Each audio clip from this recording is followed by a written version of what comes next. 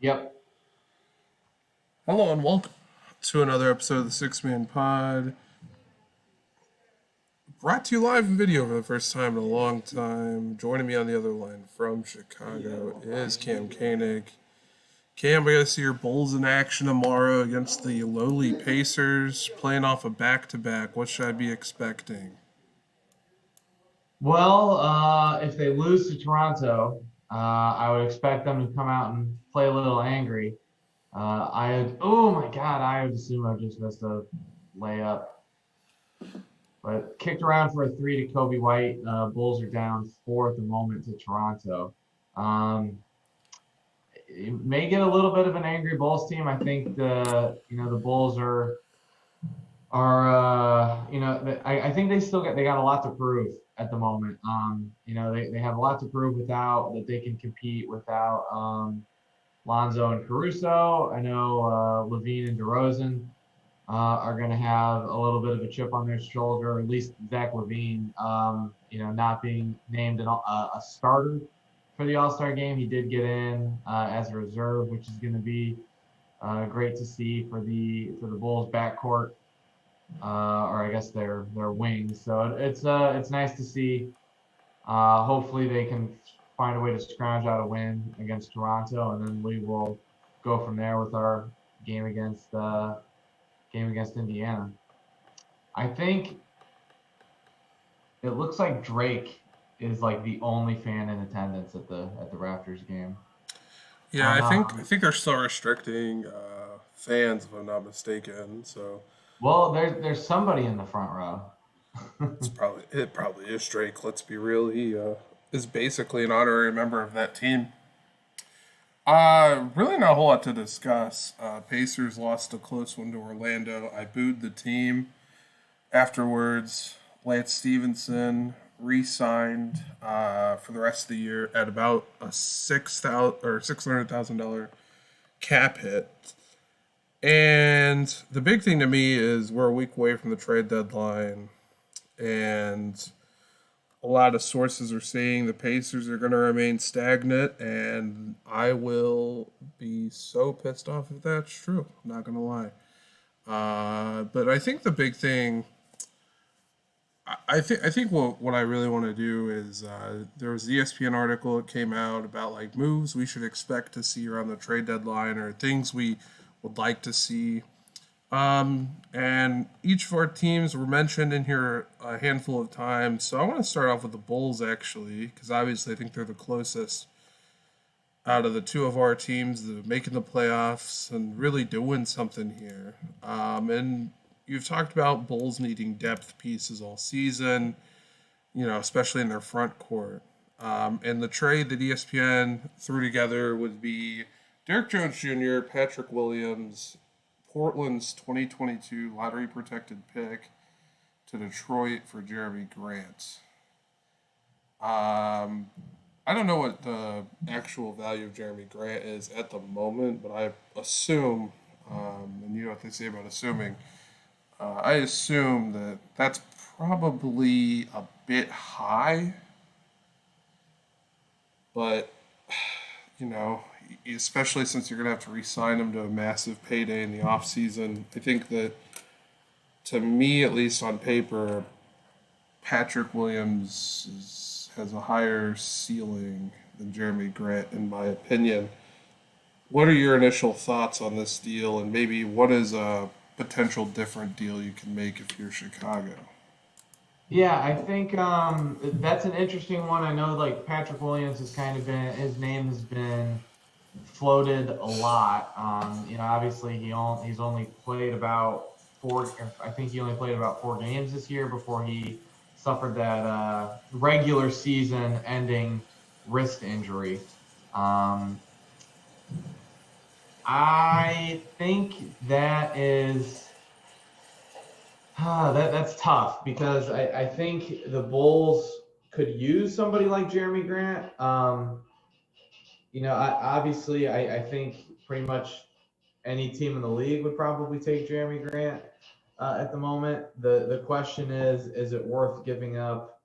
What you think is going to be a high ceiling player in Patrick Williams, who's somebody who may kind of be like the missing piece, like in a year or two. With this Chicago team, I think he has but especially the defensive potential, and if he works into whatever sort of offensive game that he finds, he could be somebody like a Draymond Green, who's an energy guy who plays defense, who can kind of get to the rim. Hey, he may find his shot eventually, like somebody maybe like OG Anunoby did up in Toronto. So I don't necessarily know if that's a piece that you want to move right away, and I still don't necessarily think it fixes Chicago's biggest problem. I mean, yes, it gives them a 4 that I think that they need for the rest of the year, but it just doesn't really allow them to go after their biggest need, which is depth. And unless you expect a lineup of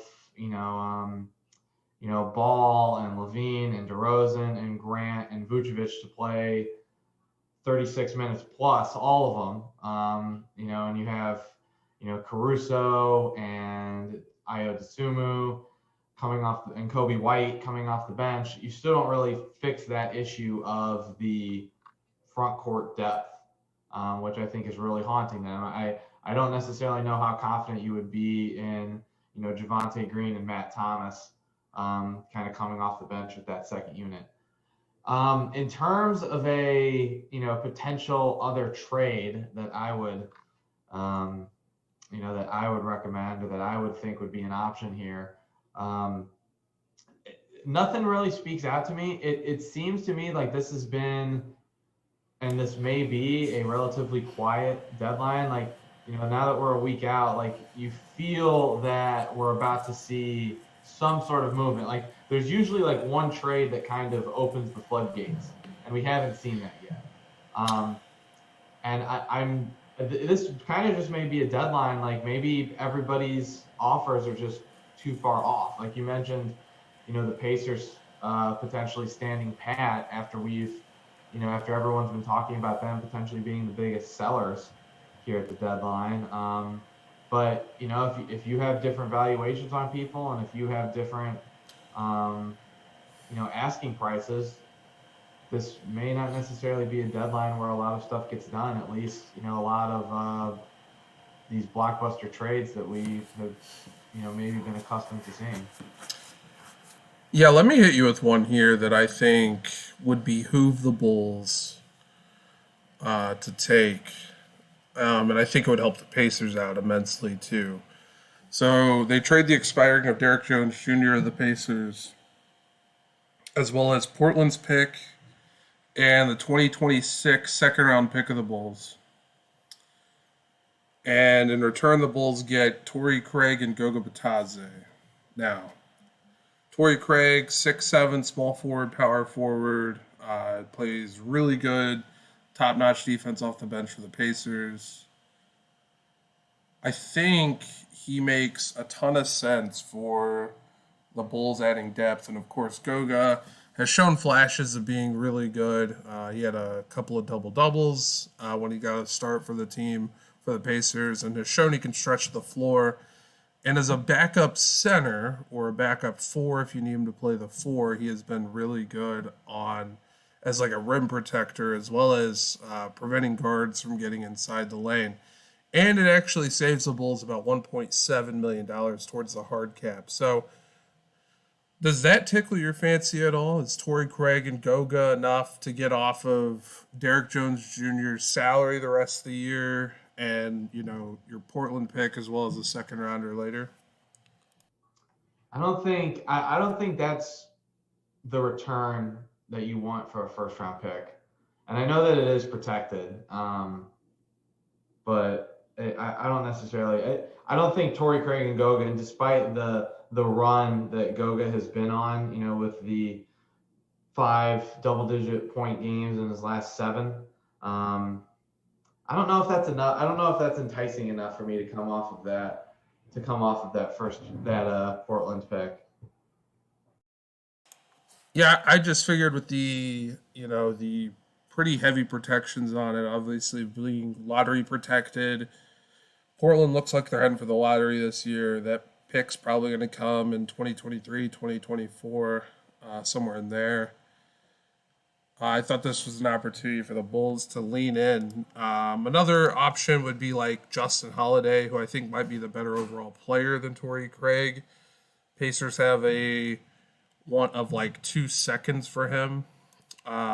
So I don't know what the solution is. I just know Justin Holiday's probably harder to move because he's the only player and employee of the Indiana Pacers who isn't vaccinated. So that for sure is an interesting one. But I want to move on now to the next team here. Mark's not here to talk about the Cavaliers, but they have an interesting situation here with Ricky Rubio being out for the year and Sexton being out for the year. They have a problem where they're not getting enough guard scoring. And there's a couple of players that are available around Ricky Rubio's salary range that I think you could really see them make a move for. So obviously, Karis LeVert's been a name that they've been tied to this entire time.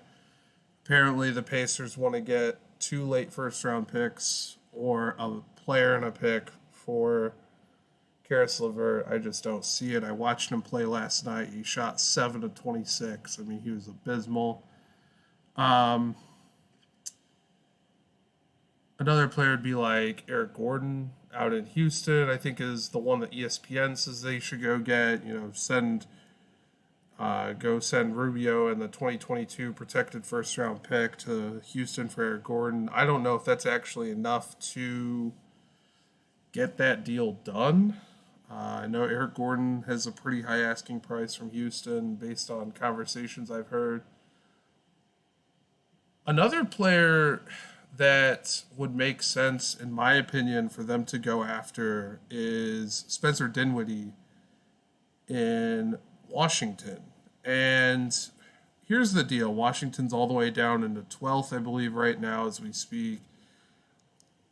And it seems like it would be better for Washington to shed some salary and then make some moves to get another guy near Bradley Beal, because right now Beal's iffy on his future with the team. If you're not willing to go into building around him, then you need to move off him.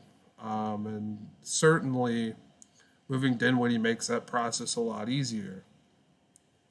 If they were to say throw maybe a future second in that, you think Rubio, their 2022 pick, and maybe a slightly protected second's enough to get Dinwiddie, who's having a bad year, and it sheds some salary for a Washington team who's going to need as much as they can get to re-sign Bradley Beal? Hmm. Hmm. Hmm. Hmm. Hmm. I don't know where to stand on Beal because I don't know if that Washington team. Like I don't. I know that the Supermax is in play for him, but I don't know if that Washington team is going to be good enough for him to really want to stick around.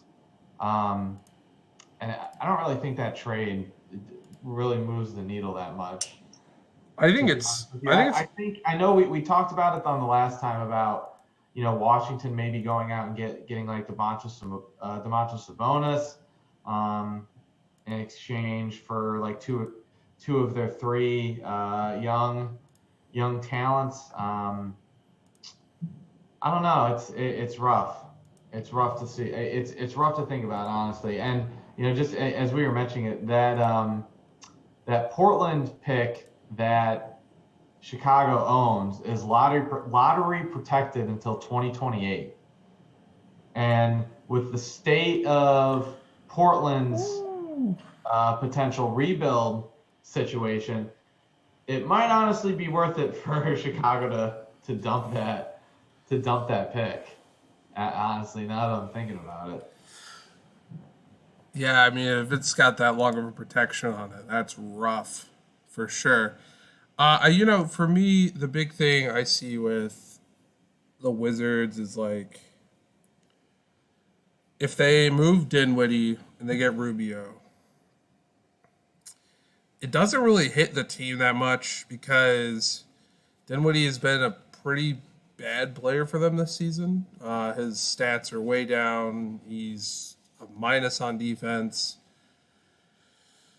I almost wonder if there's not like a three-team deal here with like the Cavaliers, Wizards, and Pacers, where maybe like Levert and Sabonis go to Washington, and Dinwiddie ends up in Cleveland, and then the Pacers get Rubio picks and the young package from the Wizards. Whether it's a combination of like Kentavious Caldwell Pope plus players, those kinds of things I think make a lot of sense. So I think there's a three-team deal there that's possible, and I think that it makes sense for each party involved because if the Pacers are in no position to like even try to make the playoffs. They're 19 and 33. They just lost the Orlando Tragic. They're going to get slaughtered by the Bulls tomorrow. I think you could see like Dinwiddie making a ton of sense. He kind of fits the mold of Cleveland where like he's in that 25 to 28-year-old range, and I think he's a better overall player than what they could currently throw out there. And then you can move Okoro off to the bench, and I think it makes a lot of sense for them. As far as the Pacers, they need good assets, and they need to take flyers on players. And I think I'm a big fan of Denny Avdia, and I really like Rui Hachimura. If you can get one of those two and Corey Kispert, and then let's say Kentavious Caldwell Pope for salary or Kyle Kuzma for salary, I think that you'd be looking at a really nice trade where the Pacers, they get they get the shaft of Ricky Rubio basically being nothing for them this year, but they get this flyer on Avdia who many people say has a potential to become an All NBA type defender in the future. Then you get, if you can get Rui Hachimura too, it'd be insane. And Corey Kispert, we've seen what he is. He's a movement shooter, and the Pacers need shooting bad. I think like there's one of the players in the NBA who I think could, just based on reports, and could probably use a change of scenery. It may be Rui Hachimura. Yeah, I don't know the whole situation there. It seemed Yeah, like there was a it's massive, weird for sure. massive issue at the beginning of the year. It's probably just tough for him, man. Like, I you go from you go from one continent to another, and then from one coast to another, um, and then like who knows what like the setup in Washington is. So here's another thing I wanted to talk about. If we're talking about the Pacers, there was another ESPN article today, NBA Insiders article. So you had 5 different writers on ESPN. So one of the questions was like, do you think the Pacers are going to split up Domantas Sabonis and Miles Turner? 4 of the 5 of them said no, because that stress reaction, stress fracture, whatever you want to describe it as, of Miles Turner has just decreased his value so much that it's going to be better to try and move him in the offseason. So I guess like, what are your thoughts on that? Do you think the return is different for him on the offseason than it is now? Like once teams see or are satisfied that he is healed from that injury? It's tough. I don't know what to make of his situation. I think that there's a lot of smoke and fire in that locker room right now. There's been a lot of reports of the Pacers not being thrilled with, you know, him off the court and things. My big question is, what do what does the Pacers, stand out of this? Um, it's tough, man. I think there's too much going on in that locker room to where you can't keep him around. I really do. I think that there's just way too much going on, and it creates so much tension for this team to have him around, and it doesn't make any sense. I don't know really, like I said, what the solutions are, but keeping even Sabonis around, I think they just need to go for a full culture change entirely. And so that would be including getting rid of Miles Turner, getting rid of a lot of people. It's tough. I mean, yeah, like Zach, how long have we been talking about this? Not even just on the podcast, but just outside of the podcast of, um, it's just not working. The Sabonis Turner experiment has failed for the most part, unfortunately. And I agree. I think this trade deadline. I think is a really good opportunity for a lot of teams to kind of blow it up, like Indiana, Portland. Like, There's two what are you teams that doing? there's two teams, Dan Favali and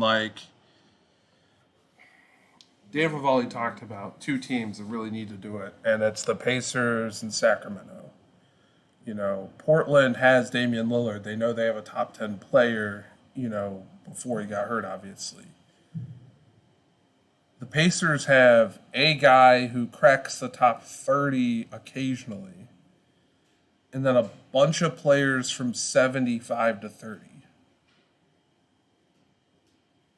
That's the issue. The talent disparity between them and the rest of the Eastern Conference is massive, and if they can just get a bunch of assets instead, I think it goes a long way for them. Man, I don't know. It's really tough.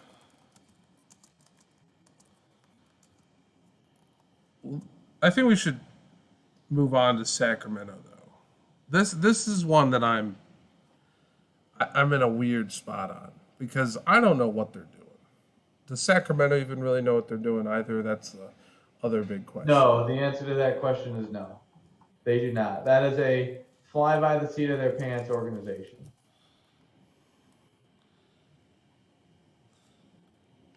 The So, Sacramento's got four guards, three guards who, by all accounts, are pretty damn good, and they really need to figure that out, right? So, they have Tyrese Halliburton. Then, of course, they have Davion Mitchell, and they have De'Aaron Fox, who they just paid a chunk of money to, close to $30 million. Here's the deal. I don't think they should go after Ben Simmons. I think that that'd be a really bad move. I think what they really should look at doing is unloading Harrison Barnes because he's a very good player and he's going to get you some assets back, and moving off of the oldest player in NBA draft history, it seems, in Buddy Hield. And then they need to make the decision of, do we want to keep Fox because we've promised him this max and we want to see what he can be, or do we want to keep Halliburton, or do we want to keep Davion Mitchell? They need to pick two of those three and move the others. And if they do that, they get some picks back. Maybe De'Aaron Fox for like Dinwiddie, Kuzma picks makes a lot of sense for Washington, right? Because John Wall and not Buddy Hield, John Wall and Bradley Beal, when they played together, were really good. And Fox kind of reminds me of John Wall a little bit in how he plays. That could make some sense. But I don't think they're the organization that can save Ben Simmons' career, nor should they try to be the organization that saves Ben Simmons' career. What are your thoughts on Sacramento? What is Harrison Barnes within the realm of possibility for Chicago, you think, or no? No, I don't think Chicago has those kinds of assets. Man, it's I that's the problem is like I look at a combo of De'Aaron Fox and Tyrese Halliburton and I'm like, man, why would you want to split that up? But at the same point, I get it. It's like two kind of ball dominant guards. You have somebody who you can probably develop in Davion Mitchell. Let's see, did the Bulls get this shot off? They did get this shot off, so it looks like the Bulls are going to take a 2-point lead with about 8 seconds left. But I don't know. The Kings are just one of those organizations. It's just like, fuck, man. They're just bad. I think if you had to trade one of them, I'd probably trade Tyrese Halliburton, and go from there. I think, De'Aaron Fox has been so hot this year. He seems like he's going to be he's going to be the guy going forward, if I had to say. But that's the problem. Is just like I just don't know. I just don't really know what to do with Sacramento. It's like that organization is just up and down. It's just like, what are you doing? Right. I mean, that's Sacramento for you. And there's one last team I think we really should hit on because they finally got their like first piece of good news in like what seems like weeks, and that was the Utah Jazz. Donovan Mitchell cleared concussion protocols today. And they are in a really bad predicament here. I think I read a statistic that said they're like 5-15 in their last 20 games, but it's like they're 3-0 against the Nuggets in those last 20 games. And it's like, okay, but you shouldn't be doing this bad. So they lost Joe Ingles for the year. And, it sucks for Joe Ingles because this would have been his last contract. He's 34. Now I don't know if he gets more than like a league minimum. And at that point, I don't know if would consider coming back. I've made the bold proclamation that the Jazz would be better off moving off Rudy Gobert. And people really hated me for that. And I'm going to stand by that. I think that Rudy Gobert makes the Jazz worse on defense. And it's because everybody knows if we don't play defense, Rudy's back there to protect us. And as we've seen in the last 20 games, when Rudy's not there, they get smoked. They lost to the Pacers, who were reeling without Gobert, and the Pacers only had one starter in the game. I really do think that they got to do something. And, if they keep their big three intact, Donovan Mitchell, Rudy Gobert. So what you're saying is they are too reliant on Rudy Gobert, so they have to get rid of him. I mean, here's the thing. Like,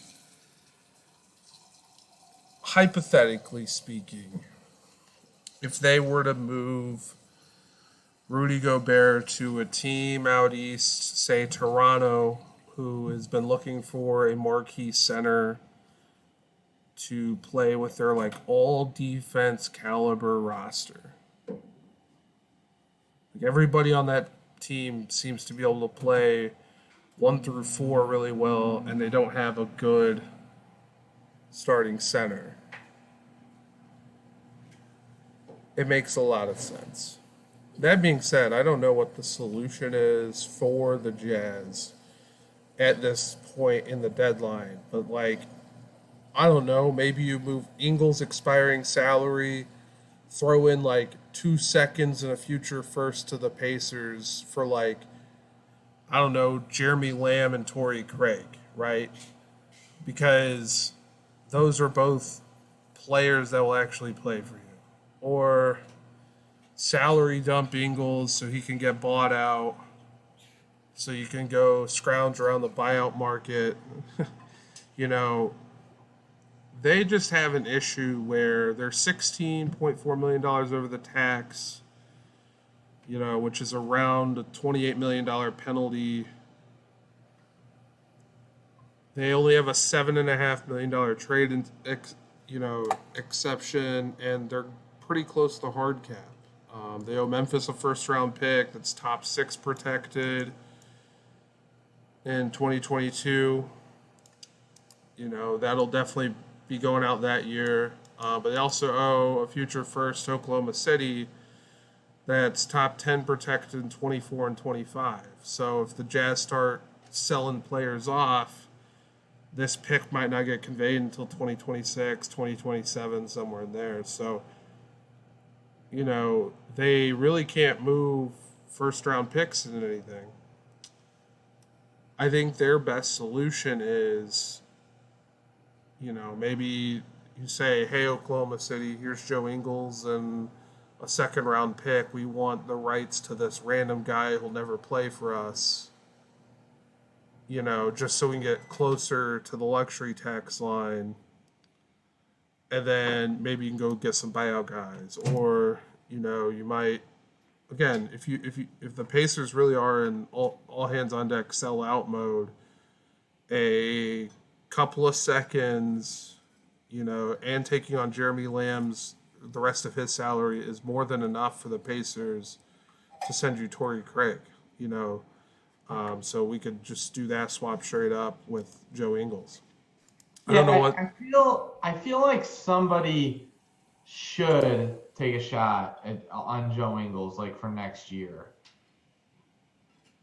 or you know at least like figure something out, because it's like I still think like if all you need is a corner 3 guy, like why not? You know. Like, give him the opportunity. Like, I'm sure he'll still be able to do that. Not only that, you know, Ingles for a team like the Pacers, who are going to be going through a retool/rebuild, makes a ton of sense. He could be that, like, old man in the mountain kind of voice for them, you know, that they haven't had since Thaddeus Young and David West, you know. And so you could do that. You bring in Ingles. He's not the sexiest name in the world, but a wing off your bench to give you a solid 10, 15 minutes a game who just runs up and down the floor and makes every white dude in LA Fitness look bad is kind of what you want. And, you know, they have TJ McConnell doing that already, but, you know, I could really see Ingles, you know, maybe getting another year or 2 here in Indiana and then, you know, maybe being bought out so he could go retire with the Jazz. I don't know what their solution is. And I actually thought about one more team that I think we should hit on before the end of this. And I'm going to do my normal Ben Simmons rant. And that's the 76ers. I cannot believe they haven't moved Ben Simmons yet. He has been working out at their facility. I can believe it. I mean, if Daryl Morey is really willing to wait this out, the Simmons camp has made it very clear, you know, he's not losing sponsorship money by not being out there. And as long as he's on the roster, he can still collect his bonuses. So he doesn't have to pay any of that money back. What I think they need to really be looking for is a Simmons deal.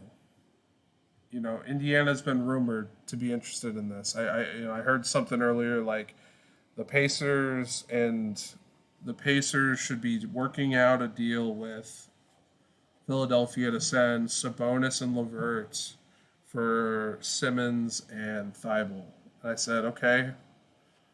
All right, how many first round picks are you throwing in on top of that, Indiana? It would be none, according to. Well, then It wouldn't get done. It's not getting made. Daryl Morey doesn't want to do it, even though in many, I think the Pacers are giving up the two, the better two players as far as like ratings go. I love Matisse Thybulle, but I would take Karis LeVert over him, and I think Sabonis is a better player than Ben Simmons. But the idea of Ben Simmons playing next to Miles Turner, makes me feel inappropriate. So I do love that idea. But, other things, maybe Jaylen Brown's ran his course in Boston. Maybe Simmons and Thybulle's enough to get you Jaylen Brown and Dennis Schroeder. That's not a sexy trade in my opinion, but it does move the needle where you're not getting this, in my opinion, net negative asset just sitting around doing jack shit, and you're talking about Simmons, his aura's already kind of ruined the team this year, where Embiid's having possibly the greatest season of his career. But every game afterwards, hey, have you talked to Ben Simmons? Hey, have you talked to Ben Simmons? Hey, when's Ben Simmons getting dealt? Things like that. He's probably sick of it like I'm sick of reading it and hearing about it. So, well, did you see the other piece of Ben Simmons news that had broken yesterday about him DMing Shaq? yeah, I did see that. He's not getting moved. He's not getting moved. The dude is he is fundamentally broken. His psyche is he's got the worst case of the yips I've ever it's no one's gonna want to trade for him for what Morey is asking for. And I have a feeling that this is gonna get even uglier before it gets any better in Philadelphia. All I know is all it takes is Embiid calling his agent saying, I want out before Simmons gets traded away for a bag of balls and a crunch wrap from, Taco Bell. No, because they've been playing a crunch wrap is more than they've gotten from Simmons this year already. So it's why would Embiid want out? It seems to me that Joel Embiid, at the very least, has been able to kind of, block out the Ben Simmons sideshow that is going on. So I personally, I don't know why Embiid would want out, because I think we're kind of seeing we're kind of seeing the Embiid renaissance. It's I feel like we're seeing a little bit of the Tobias Harris renaissance, in Philadelphia. If I was Morey, I'd be somebody give me, but this is the thing, I'm not Daryl Morey, so my version of a reasonable offer is a lot lower than his version of a reasonable offer for Ben Simmons.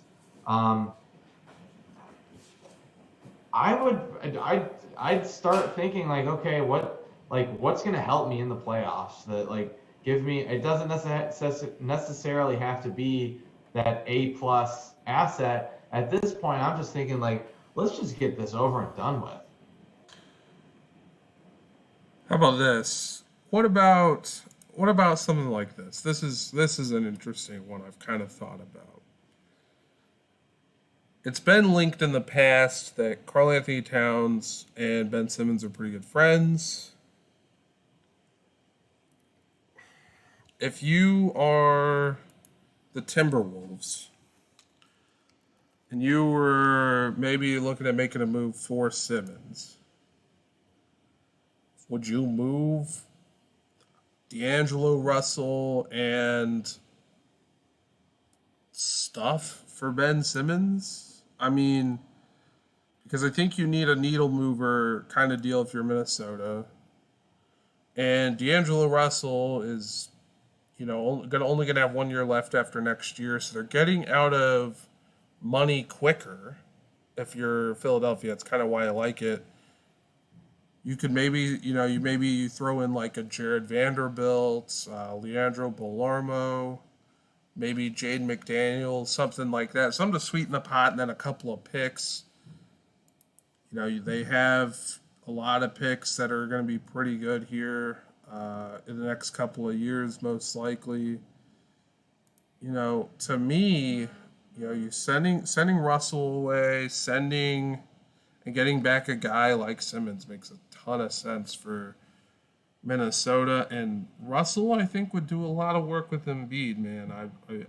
I don't love D'Angelo Russell's game. I think D'Lo's been a little overrated his entire career, but I think with Embiid, it'd be a pretty good mix, and he's averaging 18, 4, and 7 a game. That's better than 0, 0, and 0 again from Ben Simmons. 35% three-point shooter this season.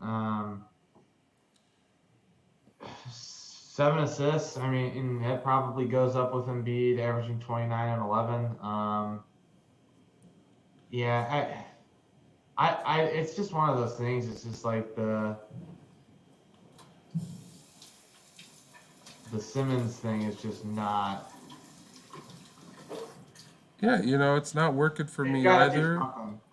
I mean, Maybe it's here's the thing: if the Tyrese Halliburton, if they can go get Sacramento and just say, give us like Tyrese Halliburton, even the salary out, and like a first-round pick, I'd do it in a heartbeat.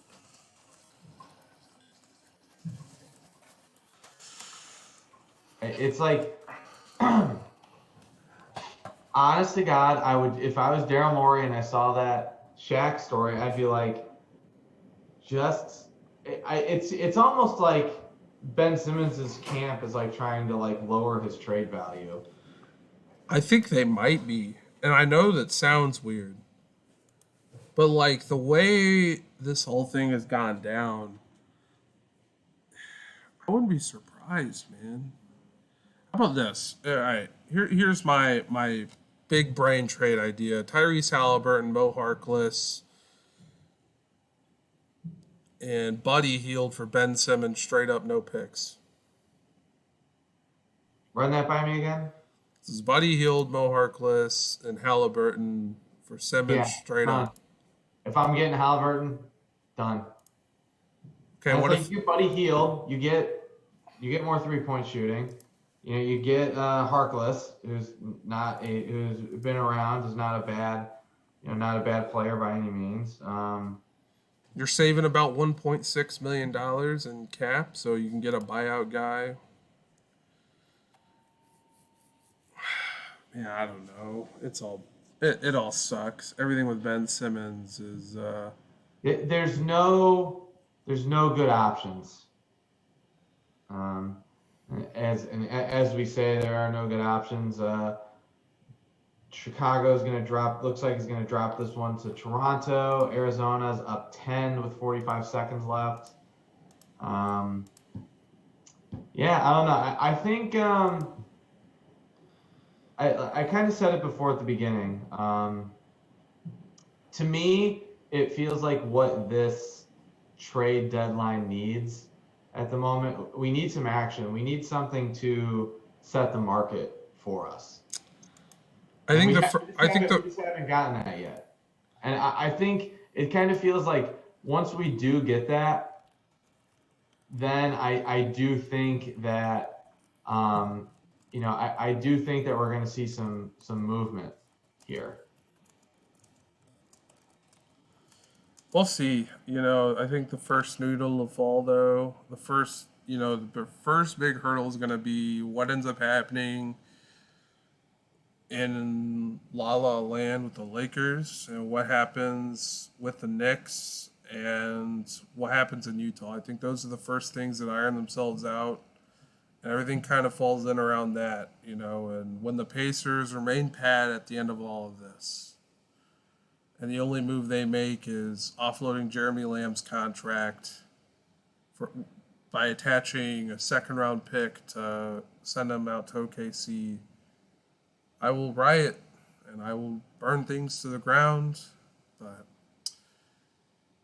Cam, it's all the time we have. Snowstorm here in Indianapolis. I think it snowed about 8 inches, and there's an inch of ice underneath that. Yeah, it is all slush here in Chicago. It's pretty wild. But yeah, I don't know. Maybe in a week's time when we get back together to do the trade deadline. Absolutely. It could be a flurry of deals, an avalanche of acquisitions, a blizzard of blockbusters. Man, a blockbuster trade that's not going to happen, but would be really hilarious, would be like if Bradley Beal officially wanted out. Yeah, I mean, I would love to see I would love to see like Bradley Beal or Ben Simmons or one of the like C.J. McCollum, Domantas Sabonis.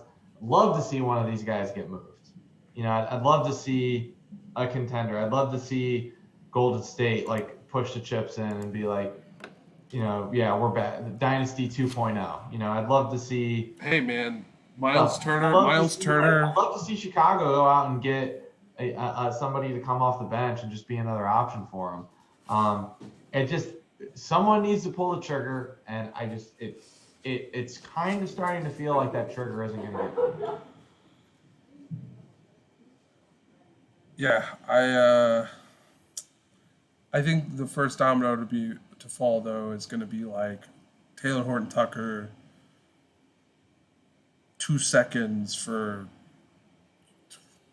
insert shitty, stretch forward here. Like Mo Harkless and a flyer on Robert Woodard. Like something like that. Because I think the Lakers are regretting signing THT over Caruso.